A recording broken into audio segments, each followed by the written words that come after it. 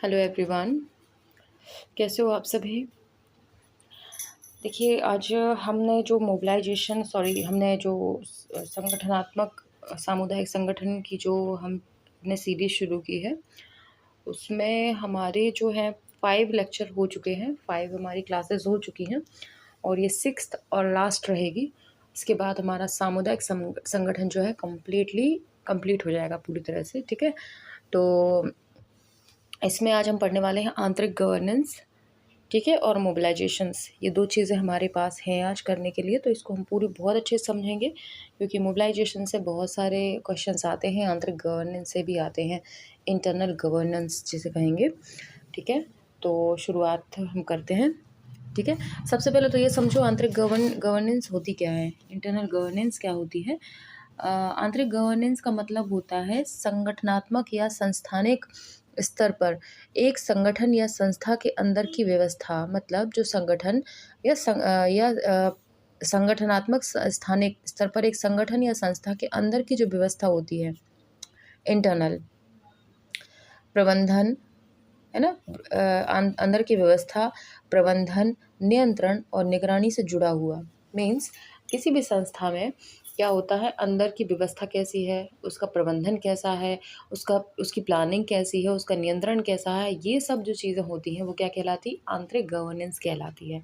ठीक है, और इसके साथ ही साथ यह गवर्नेंस के प्रकार का एक विशेष रूप है जो संगठन की आंतरिक प्रक्रियाओं, निर्णयों और कार्यों के प्रबंधन में संलग्न होता है। ठीक है, कुल मिला के बात यह है कि जैसे कोई भी संस्था है, कोई भी ऑफिस है या कोई भी कंपनी है, उसके अंदर की जो मेंटेनेंस है, मतलब वहाँ का जो प्रबंधन है, वहाँ की जो मैनेजमेंट है, वहाँ पे जो एम्प्लॉयज़ आ रहे हैं उनको कैसे वो काम कर रहे हैं, उनका कैसे आप नियंत्रण कर रहे हो, कंट्रोल कर रहे हो, सब कुछ जो भी देख रहा है, जो भी उसकी व्यवस्थाएं हैं, उन सबको देखना आंतरिक गवर्नेंस कहलाएगा।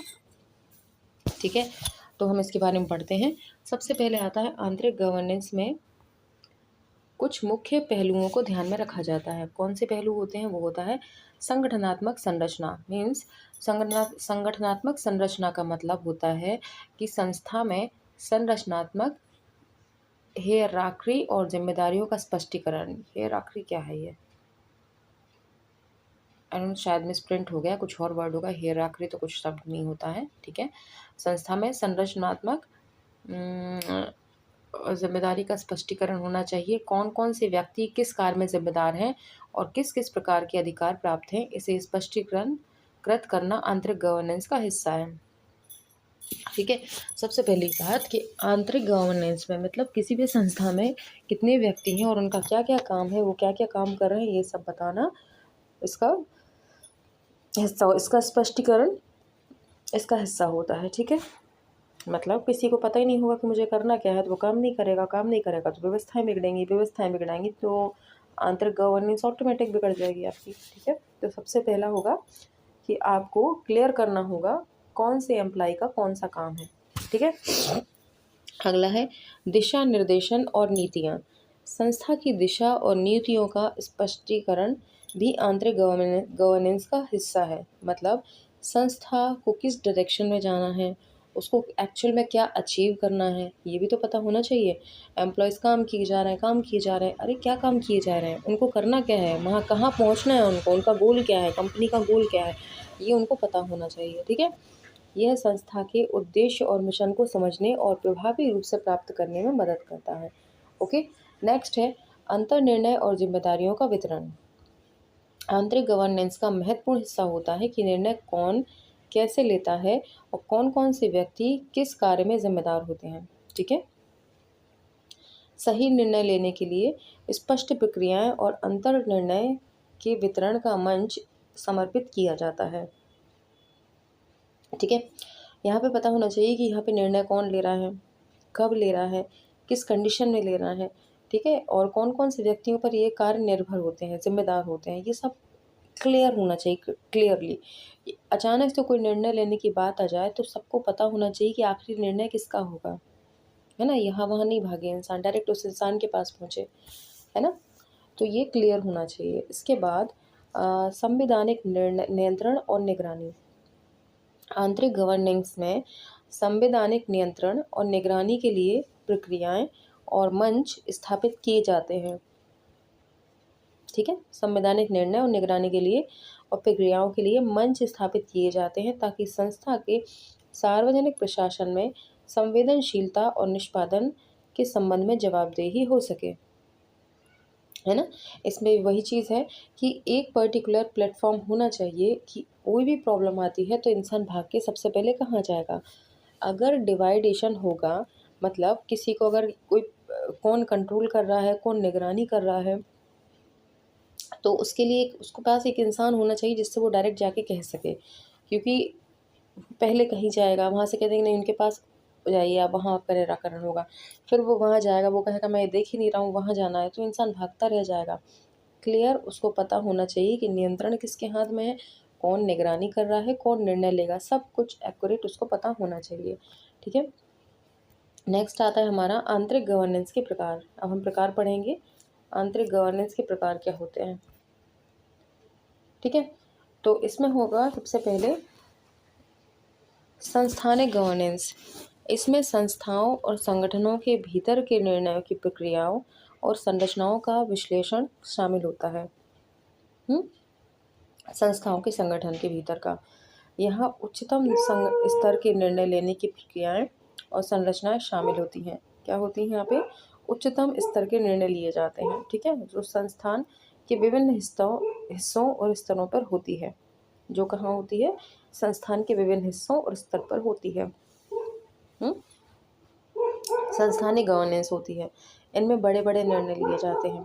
ठीक है, और इनकी संरचनाएं इस संस्थान में विभिन्न हिस्सों में किस तरह होती है, सभी स्तरों पर होती है, 100 स्तरों पर होती है। ठीक है, इनकी संरचनाएं शामिल। इसके बाद आता है सेकंड है कार्यकारी गवर्नेंस। इसमें सरकार या संगठन के नेतृत्व द्वारा निर्णय लेने और कार्यवाही करने की प्रक्रिया शामिल होती है। इसमें सरकार या संगठन के नेतृत्व द्वारा निर्णय लेने और कार्यवाही करने की प्रक्रिया शामिल होती है। यह निर्णय लेने के माध्यमों, निर्णय लेने की प्रक्रियाओं और नेतृत्व की देखभाल के तरीकों को समायोजित करने का वितरण प्रदान करता है। ठीक है, यह क्या करता है, निर्णय लेने की प्रक्रियाओं और नेतृत्व की देखभाल के तरीकों को समायोजित करने का वितरण प्रदान करता है। ठीक है, मतलब क्या होता है, सरकार द्वारा या संगठन द्वारा निर्णय लेने की प्रक्रिया होती है और निर्णय लेने की प्रक्रियाओं और नेतृत्व की देखभाल के तरीकों को समायोजित करने का वितरण प्रदान करता है। ठीक है, जो आप नेतृत्व कर रहे हो, है ना, निर्णय ले रहे हैं, नेतृत्व की देखभाल के लिए आप जो नेतृत्व कर रहे हैं उसकी देखभाल को समायोजित करने का वितरण प्रदान करता है। जो आप नेतृत्व कर रहे हो उसका भी एक निगरानी देखना, ये क्या आ जाएगा आपका कार्यकारी, उसमें आ जाएगा। कार्यकारी क्या है, कहाँ गुम हो गया, कार्यकारी, मुझे पलटना ही पड़ेगा, एक सेकेंड। क्या पढ़ रहे थे हम, कार्यकारी गवर्नेंस। ठीक है, अगला है हमारा धार्मिक गवर्नेंस। अब ये धार्मिक गवर्नेंस क्या है, इसको समझिए। इसमें धार्मिक संगठनों और धार्मिक परंपराओं में निर्णय लेना और प्रबंधन की प्रक्रियाएं शामिल होती हैं। ठीक है, धार्मिक निर्णय जो होते हैं, धार्मिक परंपराओं में निर्णय जो लिए जाते हैं और प्रबंधन की प्रक्रियाएं शामिल होती हैं। धार्मिक संस्कृति और समाज के अनुसार नियमों का पालन करने के तरीके इसमें शामिल होते हैं। ठीक है, देखिए मैंने कहा था आपसे कि जो संगठन है या जो संस्थाएं हैं, अब संस्थाएं कई होती हैं, धार्मिक संस्थाएं भी होती हैं। अब उसमें क्या होता है, इसमें उसके अंतर्गत दिया जाता है आपका धार्मिक अनुष्ठान जो होने हैं, धार्मिक कार्य जो होने हैं, इसके लिए जो निर्णय लिए जाते हैं, इसका जो प्रबंधन किया जाता है, निर्णय लिए जाते हैं, ये क्या कहलाएगा, आपका धार्मिक गवर्नेंस में आ जाएगा। ठीक है, अब इसके बाद आता है आपका सामाजिक गवर्नेंस। इसमें सामाजिक संस्कृति और समाज के विभिन्न पहलुओं के प्रबंधन में से संबंधित निर्णय लेने की प्रक्रियाएं शामिल होती हैं। अब इसमें समाज का आ जाएगा, समाज में क्या होना चाहिए, क्या सुधार होना चाहिए, कैसे तत्वों को शामिल करना चाहिए, किनको नहीं, ये सब जो निर्णय प्रक्रिया होती है, ये किस में आ जाएगा, आपका सामाजिक गवर्नेंस में आ जाएगा। यह समाज में समर्थन, साझेदारी और समाज की स्थिरता को बढ़ाने के लिए काम करता है। ठीक है, समाज में समर्थन की, समाज के सभी लोग एक ही समर्थन में रहें, अलग अलग दिशा में ना भागें। साझेदारी, कोई भी काम होना है तो प्रत्येक व्यक्ति उसमें शामिल हो और समाज की स्थिरता बनी रहे। ठीक है, तो ये आपका क्या आ जाएगा, सामाजिक गवर्नेंस में। नेक्स्ट है, अब आएगा हमारा आंतरिक गवर्नेंस की विशेषताएं पढ़ लेते हैं अपन। ठीक है, अब विशेषताएं भी तो पढ़ेंगे क्या होता है।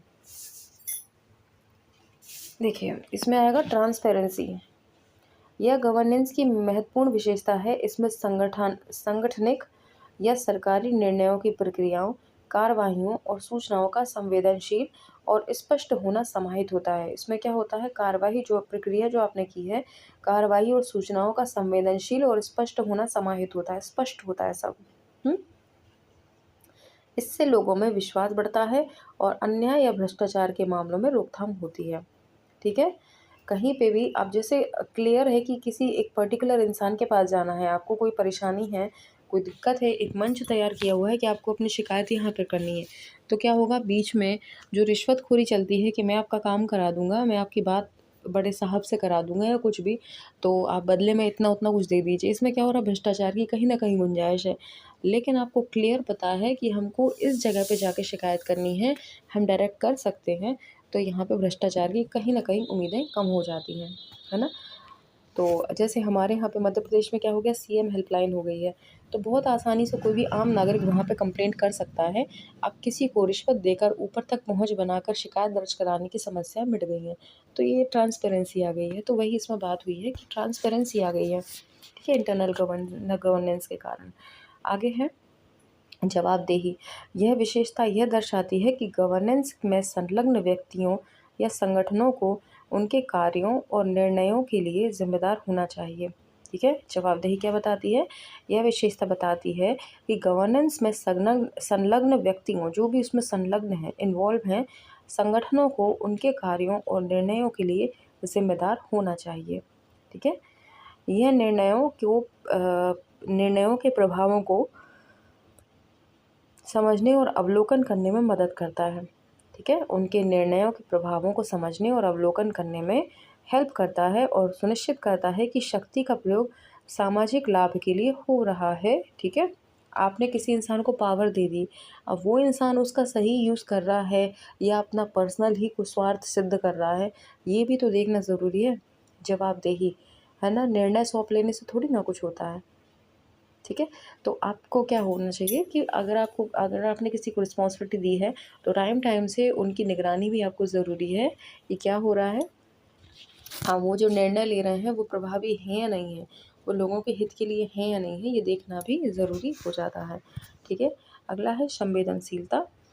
इस विशेषता में समाहित होता है कि गवर्नेंस व्यवस्थाओं को लोगों की आवश्यकताओं और चुनौतियों के अनुसार समायोजित करने में सक्षम होनी चाहिए। क्या होना चाहिए, संवेदनशीलता क्या कहती है, इस विशेषता में समाहित होता है कि गवर्नेंस व्यवस्थाओं को लोगों की आवश्यकताओं और चुनौतियों के अनुसार समायोजित करने में सक्षम होनी चाहिए। ठीक है, इसमें क्या समाहित होता है कि ये ऐसा भी नहीं है कि जो व्यवस्थाएं बन गई हैं वो कभी हट नहीं सकती। भाई समाज को प्रॉब्लम है उस चीज़ से, कोई अन्य प्रॉब्लम आ रही है तो उसके अकॉर्डिंग अपन इसको चेंज भी कर सकते हैं। ठीक है, समायोजित करना पड़ेगा, है ना। हमने कोई रूल बनाया समाज के लिए, लेकिन समाज उस चीज़ को स्वीकार नहीं पा रहा है, तो थोड़ा वो समायोजन भी उसमें ज़रूरी है। ठीक है, करना ज़रूरी हो जाता है।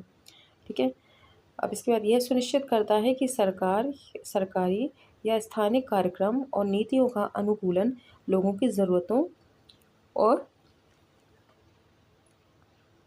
प्रत्याशाओं से होता है। ठीक है, मतलब जो भी आपने स्थानिक कार्यक्रम और नीतियाँ बनाई हैं वो लोगों की ज़रूरतों और प्रत्याशाओं के अनुसार होना चाहिए। ठीक है, आपने कोई नीति बना ली, कोई नियम बना लिया, लेकिन आम जनता को उससे कोई लाभ ही नहीं हो रहा, तो फिर आप उसमें थोड़ा बहुत समायोजन करोगे कि नहीं करोगे? आप उसको बदलोगे कि नहीं? इससे तो कोई लाभ हो नहीं रहा है, सरकार का पैसा वेस्ट जा रहा है, लेकिन आम जनता उसका लाभ नहीं ले पा रही है। तो उसमें थोड़ा बहुत आप करोगे ना कुछ भी बदलाव, है ना? तो ये बात कहती है संवेदनशीलता। आगे चलेंगे, संपादन। अब अगली क्या आती है? संपादन। इसको जूम कर लेते हैं थोड़ा। संपादन क्या कहता है? यह विशेषता दर्शाती है कि गवर्नेंस की क्षमता है निर्णय लेने में और उन्हें पूर्ण करने की सक्षम होने की। ठीक है, मतलब गवर्नेंस की क्षमता क्या है? निर्णय लेने में और उन्हें पूर्ण करने में सक्षम होने की। गवर्नेंस की यह विशेषता उसके अनुकूलन, प्रबंधन और कार्यवाही के प्रभावों को मापने में मदद करती है। क्या करती है? गवर्नेंस की यह विशेषता उसके अनुकूलन, प्रबंधन और कार्यवाही के प्रभाव को मापने में मदद करती है। ठीक है, वो जो काम कर रही है, संपादन क्या कर रहा है? वो क्या कर रहा है? क्षमता निर्णय लेने में और उन्हें पूर्ण करने में सक्षम होने की विशेषता दर्शाती है। गवर्नेंस की विशेषता उसके अनुकूलन, प्रबंधन और कार्यवाही के प्रभाव को मापने में मदद करती है। मतलब आपने गवर्नेंस ने क्या करा? आपने जो अनुकूलन किया, जो प्रबंधन किया, जो मैनेजमेंट देखा है और जो कार्य किए हैं, उसको मापने में मदद कौन करता है? संपादन। ठीक है, संपादन। ठीक है, ठीक है। आगे चलेंगे, न्याय संगतता। न्याय संगतता क्या कहलाती है? यह विशेषता यह दर्शाती है कि गवर्नेंस के निर्णय न्याय संगत और समान रूप से सभी लोगों के लिए लागू होता है। ठीक है, सभी लोगों के लिए बराबर होता है, कोई भेदभाव नहीं होता है। इससे सामाजिक समर्थन और विश्वासघात की स्थिति से बचा जा सकता है। ठीक है, इसमें सामाजिक समर्थन आपको मिलेगा। अगर आप समाज के हित के लिए काम करोगे, पक्षपात नहीं करोगे, तो समाज का समर्थन मिलेगा और विश्वासघात की स्थिति से आप बच सकते हो। ठीक है, अब आगे आगे आते हैं, संगठन में समन्वय की विशेषताएं। संगठन में समन्वय की विशेषताएं अपन समझते हैं। समन्वय, समन्वय से समझ रहे हैं आप? समन्वय करना यानी कहीं ना कहीं इन्वॉल्व होना उस चीज़ में। ठीक है, तो इसमें आएगा आपका पहला, सहयोग। समन्वय एक अद्वितीय कौशल है। समझना बात को, समन्वय एक अद्वितीय कौशल है। उसकी परिभाषा जो अपन समन्वय बता रही हूँ ना आपको, इसी का है। समन्वय एक अद्वितीय कौशल है जो संगठन के विभिन्न भागों और व्यक्तियों के बीच सहयोग बढ़ाता है। ठीक है, संगठन के विभिन्न भागों और व्यक्तियों के बीच सहयोग की भावना को बढ़ाता है।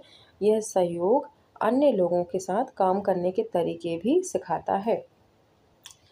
4 लोग रहेंगे, साथ काम करेंगे, बीच में सहयोग होगा, तो 4 व्यक्ति अलग अलग विचारधारा रखते होंगे, उनके काम करने के तरीके भी अलग अलग होंगे। ज़रूरी थोड़ा ना सबके एक जैसे काम हो। तो इसमें क्या होगा? एक दूसरे के काम को सीखने में भी उनको क्या मिलेगी? मदद मिलेगी।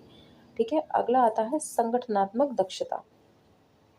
समन्वय उस दक्षता का स्रोत है। समन्वय उस दक्षता का स्रोत है जो संगठन को समग्रता में ले जाता है। ठीक है, समन्वय उस दक्षता का स्रोत है जो संगठन को समग्रता में ले जाता है। यह विभिन्न कार्यों और प्रक्रियाओं को एकत्रित करने में मदद करता है और उन्हें समायोजित रूप से संचालित करता है। ठीक है, समन्वय से क्या होता है? ये क्या दक्षता है? दक्षता मतलब निपुणता। ठीक है, समन्वय उस दक्षता का स्रोत है जो संगठन को एकाग्रता में, समग्रता में ले जाता है। समग्र मतलब पूर्ण रूप में ले आता है। अगर किसी का सहयोग मिलेगा तो उस कार्य के पूर्ण होने की संभावनाएं बहुत ज़्यादा बढ़ जाती हैं। एक अकेला कुछ नहीं कर सकता, लेकिन 4 लोग इकट्ठे हो जाते हैं तो पूर्णता बहुत जल्दी मिल जाती है। ठीक है, यह विभिन्न कार्यों और प्रक्रियाओं को एकत्रित करने में मदद करता है। ठीक है, विभिन्न कार्यों और प्रक्रियाओं को क्या करता है? एकत्रित करने में मदद करता है। ठीक है, समन्वय से क्या होता है? विभिन्न कार्य और प्रक्रियाएं एकत्रित एक जगह पर एक साथ हो जाती हैं और उन्हें समायोजित रूप से संचालित करता है। ठीक है, और इकट्ठा तो हो गई। मान लीजिए आपने जो कार्य है और प्रक्रियाएं हैं एकत्रित कर ली, उन्हें समायोजित करके संचालित भी हो सकती हैं जब सब एक साथ काम करें। समन्वय की यहाँ बात चल रही है कि समायोजन से क्या होगा? समन्वित होने से क्या होगा? समन्वय से क्या होगा कि 4 तरह की जो कार्य हैं और 4 तरह की जो प्रक्रियाएं हैं वो एक जगह पे एकत्रित भी हो जाएंगी और उनसे क्या होगा, उनको समायोजित भी कर लिया जाएगा और संचालित भी कर लिया जाएगा, है ना। किससे? आपके समन्वय से संगठनात्मक दक्षता में ये आ जाएगा। ठीक है, अब आता है प्रतिक्रियाशीलता। समन्वय व्यक्तियों को संगठन के लक्ष्यों और मिशन के प्रति जागरूक रखता है। ठीक है, एक अकेला इंसान हो सकता है, उसके दिमाग में कुछ चल रहा है, वो भटक रहा है, यहाँ वहाँ उसका दिमाग जा रहा है, लेकिन 4 लोग रहेंगे तो एक काम करेगा तो एक को देख के दूसरा भी ऑटोमेटिक करने लग जाता है कि यार ये कर रहा है तो मैं भी कर लेता हूँ, है ना। तो इससे क्या होगा, प्रतिक्रियाशीलता बनी रहती, जागरूकता बनी रहती है। इससे उनके प्रति संवेदनशीलता बढ़ती है और वे अपने काम को सकारात्मक परिणाम दे सकते हैं, है ना। अगर अच्छा देखा होगा कई लोगों में कि 4 लोग हैं, उनमें से एक इंसान बिल्कुल आलसी है, काम नहीं कर रहा है और बाकी के 3 लोग कर रहे हैं, तो उसको कहीं न कहीं उसको देखकर मोटिवेशन मिलेगा कि यार मुझे भी करना चाहिए, ये लोग कर रहे हैं, ये लोग कर सकते हैं, तो मैं भी कर सकता हूँ। तो आज नहीं होगा उसमें, उसका ईमान नहीं जागेगा, 3 दिन बाद जागेगा, 4 दिन बाद जागेगा, कभी तो उसमें आएगा दिमाग में कि नहीं मुझे भी करना चाहिए। ठीक है, तो ये प्रतिक्रियाशीलता में आ जाएगा। आगे बढ़ते हैं। आगे है आपका संगठनात्मक पुनरावलोकन। ये इधर से है ये, ठीक है, यहाँ से यहाँ तक तो अपना हो चुका था। ठीक है, तो संगठनात्मक पुनरावलोकन ये क्या कहता है, समन्वय उसे संगठन की प्रवृत्तियों और प्रक्रियाओं को पुनरावलोकित करने में मदद करता है। समन्वय क्या करता है, संगठन की प्रवृत्तियों और प्रक्रियाओं को पुनरावलोकित करने में मदद करता है ताकि वे सुधार किए जा सकें और संगठन की प्रदर्शन क्षमता में सुधार हो सके। ठीक है, समन्वय से क्या होता है, पुनरावलोकन। पुनरावलोकन कैसे हो जाता है, चलो मैं अपने काम को रिपीट नहीं कर रही हूँ, मैं नहीं देख रही हूँ, लेकिन मैं आप जो काम कर रहे हो मैं उसकी बराबर से नज़र रखे हूँ आप कैसे कैसे काम कर रहे हो। हमारी आदत होती है एक तरह से कि हमको अपने दोष नहीं दिखते, सामने वाले के ज़्यादा दिख जाते हैं। इससे क्या हो जाए, पुनरावलोकन हो जाएगा, है ना। एक तरह से सामने वाला कुछ कर रहा है, उसके काम की आप निगरानी रख रहे हो, नज़र रख रहे हो, उसकी कहीं ना कहीं पुनरावलोकन हो रहा है, देख रहे हो कि वो सही काम हो रहा है नहीं हो रहा है। चुगली तो अपन कर ही देते हैं फिर कि इसने सही से काम नहीं किया, इसने ये नहीं किया, तो ये समन्वय से हो जाता है कि और फिर अपने आप को भी देख लेते हैं, उसने कहा कि इसने काम नहीं किया तो हम भी अपने काम को दोबारा देख लेते हैं कि हमसे क्या गलती हुई। पुनरावलोकन हुआ ना, आपने सामने वाले को उसके दोष गिना दिए, तुमने ये काम में गड़बड़ की है, ये काम सही नहीं हो रहा तुम्हारा, मैं बहुत देर से देख रहा हूँ। तो वो कहीं ना कहीं अपने काम को क्या करेगा, दोबारा देखेगा क्या गलती की है, तो ये पुनरावलोकन हो गया उसका। ठीक है, तो इससे क्या हुआ, तो इससे सही समय पर सही जानकारी पहुंचाने में महत्वपूर्ण भूमिका मिलती है। सॉरी मैंने ऊपर वाला पढ़ दिया है, ये है। हाँ, पुनरावलोकित करने में मदद करता है ताकि वे सुधार किए जा सके और संगठन के प्रदर्शन क्षमता में सुधार हो सके। ठीक है, तो ये हमने पढ़ लिया है। आगे चलते हैं। संवाद। संवाद क्या कहता है, समन्वय अच्छे संवाद को प्रोत्साहित करता है। ठीक है, समन्वय अच्छे संवाद को प्रोत्साहित करता है जो कि संगठन में संबंधों को मजबूत और स्थिर बनाए रखने में मदद करता है। जो क्या करता है, संगठन में संबंधों को मजबूत और स्थिर बनाए रखने में मदद करता है। यह सही समय पर सही जानकारी पहुंचाने में महत्वपूर्ण भूमिका निभाता है। यह सही समय पर सही जानकारी पहुंचाने में महत्वपूर्ण भूमिका निभाता है। तो समझ में आ गया होगा आपको कि समन्वय अगर होता है, कोऑर्डिनेशन अगर चल रहा है, साथ काम कर रहे हैं 4 लोग, तो क्या होगा, संवाद उनमें होगा ही होगा, है ना। और संवाद जब होता है तो संबंध आपस में बनी जाते हैं, फ्रेंडशिप हो ही जाती है, और हो जाती है तो क्या होता है, संगठन में कार्य ठीक तरह से हो जाता है ना। इसमें क्या होता है, संबंधों में स्थिरता आती है और सही समय पर सही जानकारी पहुंचने में मदद मिल जाती है। ठीक है, तो ये हमने देख लिया। अब हम देखेंगे संगठन में समन्वय की विधियां किस तरीके से होता है भाई समन्वय, देखते हैं। संगठन में समन्वय की विधियां, यहाँ से हम देखते हैं साझेदारी और संवाद। ये देखिए, साझेदारी और संवाद। समन्वय को बढ़ाने का पहला कदम साझेदारी और संवाद को प्रोत्साहित करना होता है। समन्वय को बढ़ाना है अगर आपको, तो पहला कदम क्या होगा, साझेदारी और संवाद, पार्टनरशिप, और संवाद को क्या कहेंगे, कम्युनिकेशन। ठीक है, प्रोत्साहित करना है। लीडर्स और सभी स्तरों के कर्मचारी समन्वय के लिए सक्रिय रूप से सम्मिलित होने के लिए प्रोत्साहित किए जाने चाहिए। लीडर हुए या नीचे के लेवल पे जो काम कर रहे हैं, उन सभी में क्या होना चाहिए, समन्वय के लिए सक्रिय रूप से सम्मिलित होना चाहिए। उन्हें प्रोत्साहित किया जाना चाहिए कि समन्वित होकर रहो, एकत्र होकर रहो। ठीक है। इसके बाद संगठन के विभिन्न भागों के बीच समन्वय और समृद्ध संवाद को बढ़ाना चाहिए। संगठन के विभिन्न भागों के मध्य समन्वय और संवाद को बढ़ाना चाहिए। ठीक है। कितने भी भाग है आपके संगठन के, उन सभी में क्या होना चाहिए, समन्वय होना चाहिए और समृद्ध संवाद होना चाहिए। एक दूसरे से अच्छी बातचीत होते रहना चाहिए। इसके बाद आता है संगठनात्मक दृष्टिकोण। अब ये क्या कहता है, संगठनात्मक दृष्टिकोण बढ़ाने के लिए संगठन के विभिन्न स्तरों पर स्पष्ट लक्ष्यों और मिशन के समर्थन करना आवश्यक होता है। क्या होता है, संगठनात्मक दृष्टिकोण बनाने के लिए संगठन के विभिन्न स्तरों पर स्पष्ट लक्ष्यों और मिशन का समर्थन करना आवश्यक है। ठीक है। अगर संगठन का दृष्टिकोण बढ़ाना है तो संगठन के विभिन्न स्तरों पर स्पष्ट लक्ष्य होना चाहिए और जो भी उनका मिशन है उसका समर्थन होना चाहिए। लक्ष्य आपने बनाया है, जो मिशन आपने बनाया उसका सभी समर्थन करें, तब सही काम हो सकता है, समन्वय तभी हो सकता है। आधे लोग फेवर में हैं कि हाँ हाँ ऐसा करना है, आधे लोग कह रहे नहीं ऐसा नहीं करना है, तो क्या वो आपस में समन्वय कर पाएंगे? बिल्कुल नहीं कर पाएंगे। उनमें दो गुट बन जाएंगे, आधे इस तरफ आधे इस तरफ।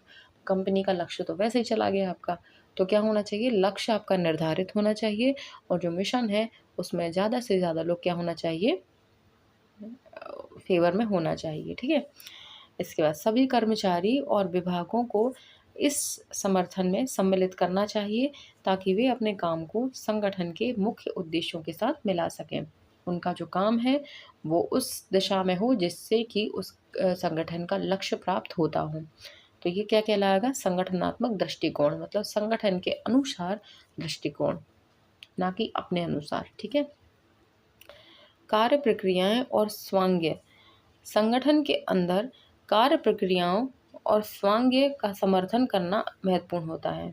संगठन के अंदर कार्य प्रक्रियाओं और स्वांग्य का समन्वय करना महत्वपूर्ण होता है। यह शामिल करता है कि कैसे कार्य किया जाता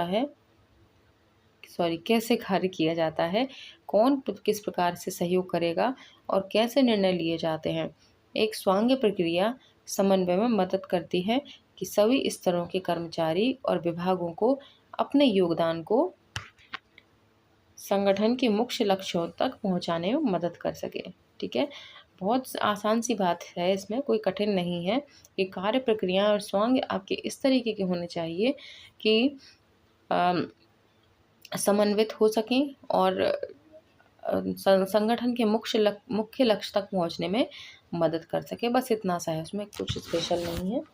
आगे चलते हैं। नेटवर्किंग और संगठनात्मक संपर्क। अच्छे संगठनात्मक संपर्क और नेटवर्किंग का विकास भी समन्वय को बढ़ाने में मदद करता है। क्या क्या करता है, मतलब अच्छे संगठनात्मक संपर्क और नेटवर्किंग का विकास। ठीक है। एक मिनट पानी पी लूँगा जरा।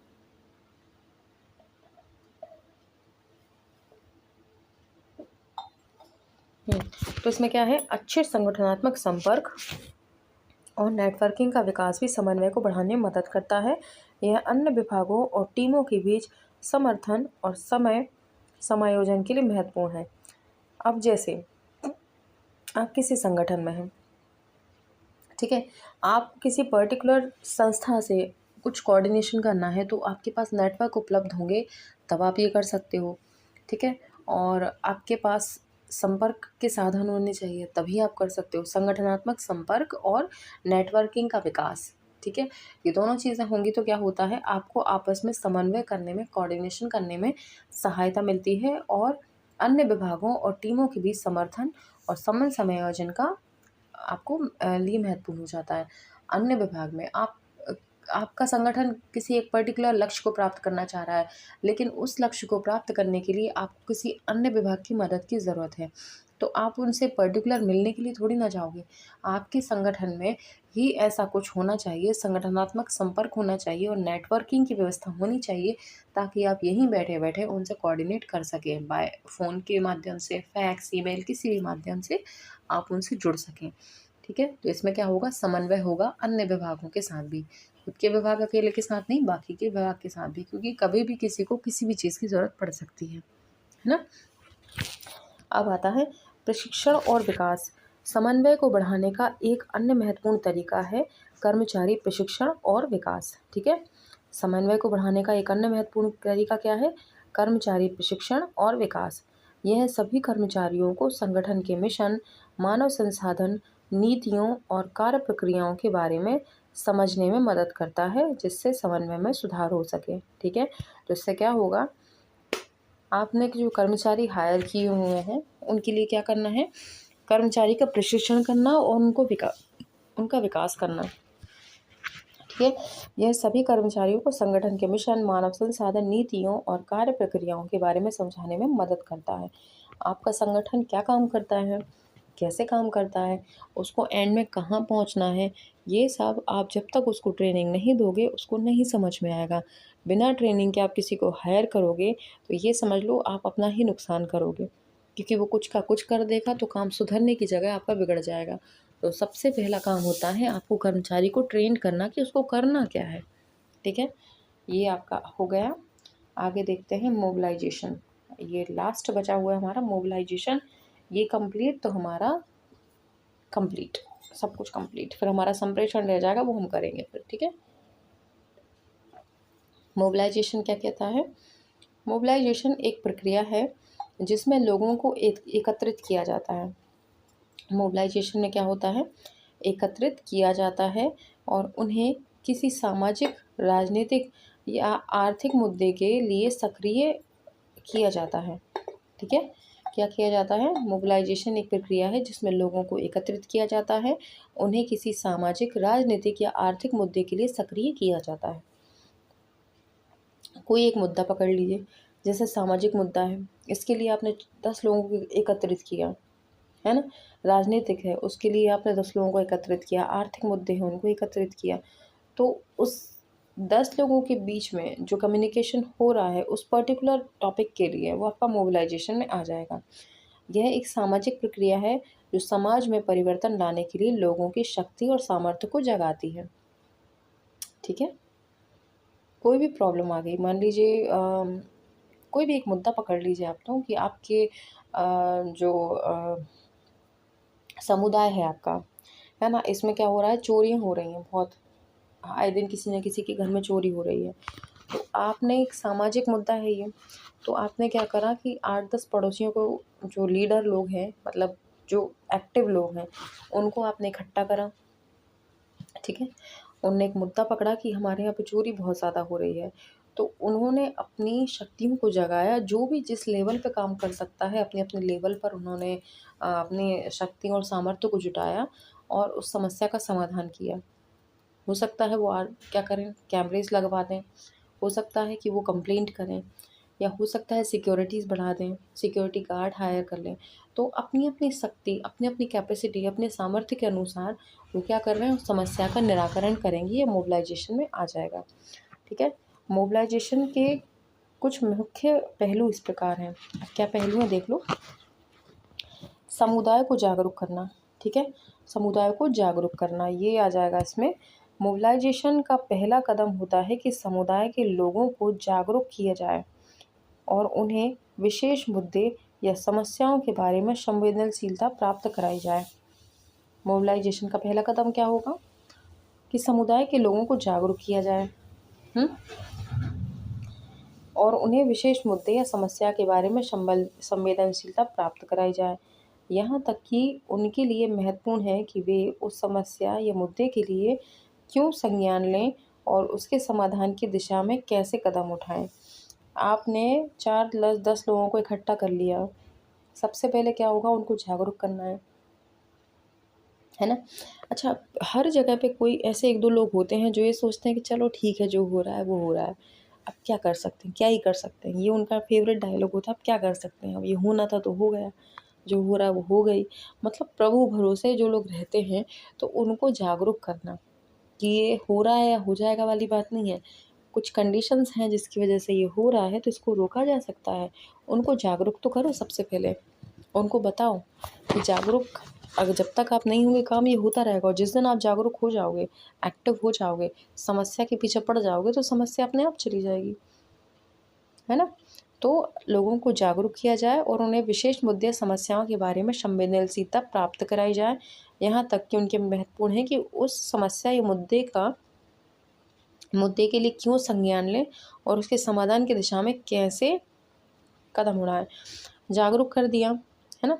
अब उनको बताना है कि आप इसका क्यों निराकरण करें, ये भी उनके बारे में पता, मतलब उसको नेगेटिव और पॉजिटिव दोनों बातें बतानी है कि इसमें एक्शन की क्यों ज़रूरत है पहली चीज़, और एक्शन ले लेंगे तो उसका रिज़ल्ट फिर क्या होगा, कैसे आपकी लाइफ में सुधार होगा, तो दोनों ही बातें बताना उसको, ठीक है।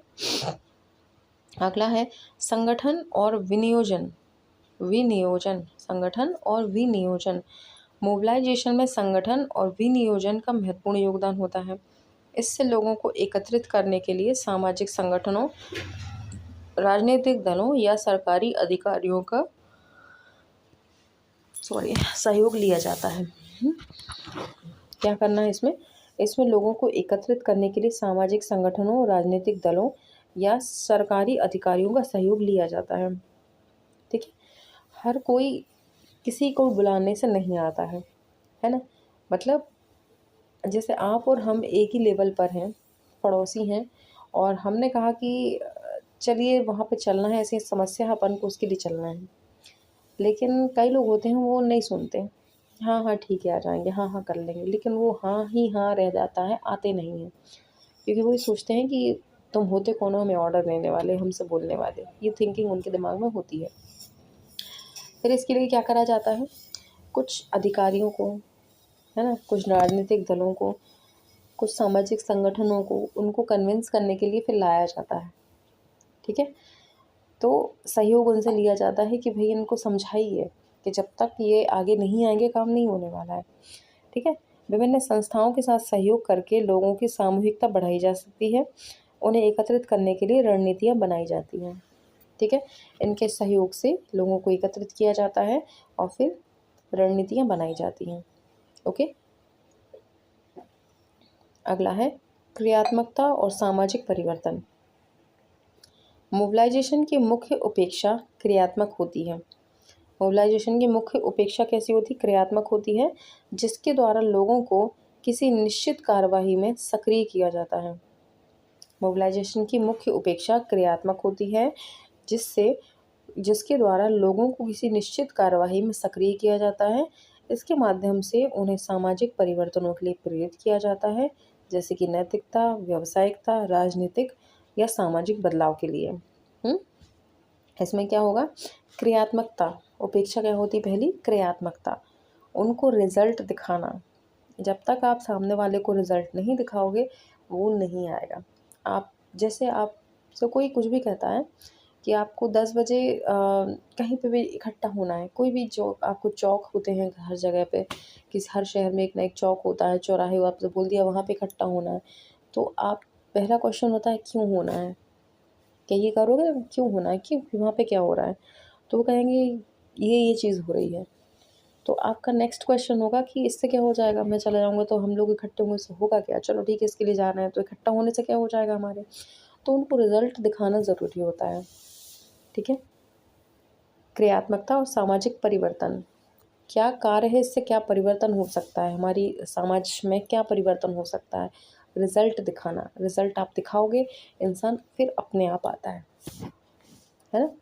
रिजल्ट के बिना नहीं आता। अगर हम बोल देंगे ऐसे ही आना है, हम इकट्ठे हो जाएंगे, भीड़ इकट्ठी हो जाएगी, फोटो सेशन हो जाएगा, फिर चले जाना है, तो वो नहीं आएगा। तो ये कहेगा मैं भीड़ का हिस्सा थोड़ी ना हूँ, मैं क्यों आऊँ। लेकिन आप उसे अपना फ़ायदा दिखाओगे कि आपके इकट्ठे होने से ये काम होगा और इसके होने से ये परिवर्तन आएगा, तो फिर वो आएगा, ऑटोमेटिक आएगा। तो रिजल्ट दिखाना ज़रूरी है, इसका सीधा सा मतलब ये हो जाएगा। अगला है हमारा सामाजिक भागीदारी। सामाजिक भागीदारी, इसको ज़रा देख लें। मोबिलाइजेशन में सामुदायिक भागीदारी का अहम योगदान होता है, यहाँ तक कि उस मुद्दे या विषय के लिए जिन पर काम किया जा रहा है, उस समुदाय के सदस्यों को सक्रिय रूप से शामिल किया जाता है, ताकि उनकी आवाज़ सुनी जा सके और उनके लिए समाधान ढूँढा जा सके। मोबिलाइजेशन की प्रक्रिया में क्या होता है? सामुदायिक भागीदारी अहम होती है। उस मुद्दे विषय जिस पर काम किया जा रहा है, उस समुदाय के सदस्यों को सक्रिय रूप से शामिल किया जाए। जिस जगह पे काम होना है, वहाँ के सदस्यों को विशेष रूप से लाया जाना। जिस मुद्दे पर कार्य हो रहा है, जहाँ पे समस्या है, बाकी जगह से आप इकट्ठा कर लो, अच्छी बात है, लेकिन जिस जगह पे हो रहा है, वहाँ के लोगों को शामिल करना, उन लोगों को एक्टिव करना ज़रूरी हो जाता है, ताकि उनकी आवाज़ सुनी जा सके और उनके लिए समाधान ढूँढा जा सके। अच्छा, ध्यान देना, जैसे मान लो आपके मोहल्ले में चोरी हो रही है, ध्यान से सुनना, और आपके मोहल्ले में जिन-जिन के घर में चोरी हो गई है, जब आप शिकायत करने जाओगे या कुछ आंदोलन करने जाओगे, कुछ भी काम के लिए आप जा रहे हो, तो आप उन लोगों को अगर ले जाते हो जिनके घर में चोरी हो गई है, तो उनके बात करने का तरीका अलग ही होगा। उनकी बातों में अलग ही मतलब ऐसी चीज़ होगी कि अपना दर्द वो छलका देंगे वहाँ पे, तो समाधान ईज़ी हो जाएगा। और इसके अपोज़िट आप ऐसे लोगों को ले जाओगे जिनके घर में ना चोरी हो रही है, ना ही कभी कुछ हुआ है, तो वो ऐसे बेफ़िक्री से बात करेंगे, ठीक है समाधान मिला, मिला, नहीं मिला, नहीं मिला। लेकिन जिसके घर में ऑटोमेटिक हो गई है चोर और ऑलरेडी चोरी हो चुकी है, उनका जो बात करने का तरीका होगा वो अलग ही होगा। वो सामने वाले को मजबूर कर देगा कि नहीं, वाक़ई में प्रॉब्लम है इन लोगों को, इनके बात करने के तरीके से पता चल रहा है, तो सॉल्यूशन क्या है, जल्दी मिल जाता है। ठीक है? तो भागीदारी होना ज़रूरी है किन लोगों की, जिनके साथ ऐसी कुछ घटनाएँ हो रही हैं, जिनको प्रॉब्लम है, उन लोगों को इन्वॉल्व करना ज़रूरी हो जाएगा सामुदायिक भागीदारी में। अगला है संगठन और प्रबंधन। मोबिलाइजेशन में अच्छे संगठन और प्रबंधन का होना बहुत महत्वपूर्ण होता है। ठीक है? कैसा? संगठन में अच्छे संगठन और प्रबंधन का होना बहुत ज़रूरी हो जाता है। इसमें विभिन्न संगठनों और व्यक्तियों के साथ समझौता करने, विकल्पों को विचार करने और कार्यवाही करने के लिए अनुकूल प्रबंधन और योजना तैयार करने की आवश्यकता होती है। ठीक है? आपने मोबिलाइजेशन में जो आप कर रहे हैं, उसमें आपको क्या है, संगठन भी आपका सही होना चाहिए, प्रबंधन भी उसका सही होना चाहिए। ठीक है? इसके बाद आएगी मोबिलाइजेशन के प्रकार, और देख लो भाई, मोबिलाइजेशन के प्रकार क्या हैं, बस ये थोड़ा सा ही रह गया, इतना ही बस। मोबिलाइजेशन के प्रकार में क्या आ जाएगा, सामुदायिक संगठन। ठीक है? सामाजिक मोबिलाइजेशन में सामाजिक है और क्या है, राजनीतिक है। इनको समझ लो ज़रा जल्दी जल्दी से। सामुदायिक संगठन क्या हो जाएगा, इसमें समुदाय के सदस्यों को एकत्रित करके उन्हें किसी सामाजिक मुद्दे के लिए सक्रिय किया जाता है, जैसे शिक्षा, स्वास्थ्य, पर्यावरण संरक्षण। ये सब किस में आ जाएंगे, सामुदायिक संगठन में। ठीक है, ये आ जाएंगे सामुदायिक संगठन में। इसके बाद आते हैं आंदोलन और प्रदर्शन। इसमें लोगों को एकत्रित करके किसी विशेष सामाजिक या राजनीतिक मुद्दे के लिए सड़क पर उतरने के लिए प्रेरित किया जाता है। यह आमतौर पर लोकतांत्रिक हक और न्याय के लिए होता है, जैसे कि कैंडल मार्च, जो आजकल फैशन में है कि कुछ भी घटना हुई महिलाओं के साथ, बालिकाओं के साथ, तो कैंडल मार्च जो निकाला जाता है, उग्र आंदोलन जो किए जाते हैं, वो इसमें आ जाएंगे। ठीक है? हक और लड़ाई के लिए, न्याय के लिए जो किए जाते हैं, ये सामाजिक ही तो आएगा ना। सामाजिक में आएगा, समाज में अपराध हो रहा है, समाज के लिए हो रहा है, तो सामुदायिक, पहली बात तो क्या आ जाएगी, सामुदायिक संगठन आ जाएंगे, जिसमें कि शिक्षा, स्वास्थ्य और पर्यावरण।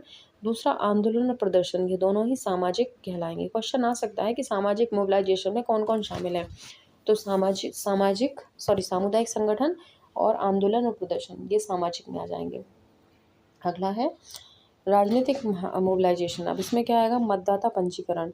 इसमें लोगों को मतदान करने के लिए पंजीकृत करने और समर्थन जुटाने का प्रयास किया जाता है। ठीक है?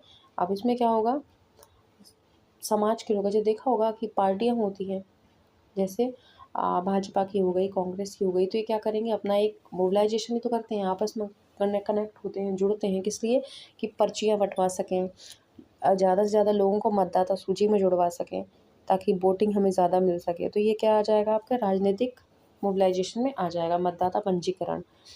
नेक्स्ट है नेतृत्व की उत्पन्नता। इसमें नेताओं को प्रोत्साहित किया जाता है और उन्हें लोकतंत्र और भागीदारी के लिए प्रेरित किया जाता है। ठीक है। इसमें नेताओं को प्रोत्साहित किया जाता है और उन्हें लोकतंत्र में भागीदारी के लिए प्रेरित किया जाता है। तो ये हमारा आ जाएगा राजनीतिक मोबिलाइजेशन में। और हमारा जो मोबिलाइजेशन है ये कंप्लीट हो चुका है बिल्कुल पूरी तरह से। ठीक है, बचा तो नहीं है? अरे बचा हुआ है अभी।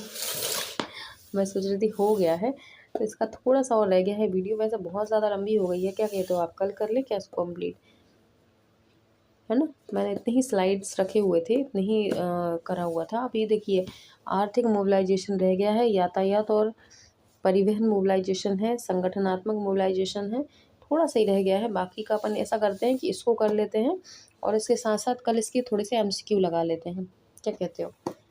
ठीक है, तो इतना सा जो बचा हुआ ये कर लेते हैं और हम इसके कल थोड़े से एमसीक्यूज़ लगा लेंगे। तो क्या है, आप लोगों को थोड़ा सा नॉलेज भी हो जाएगा कि हमने इतनी 5-6 क्लासेस में जो पढ़ा है उसका सार क्या है।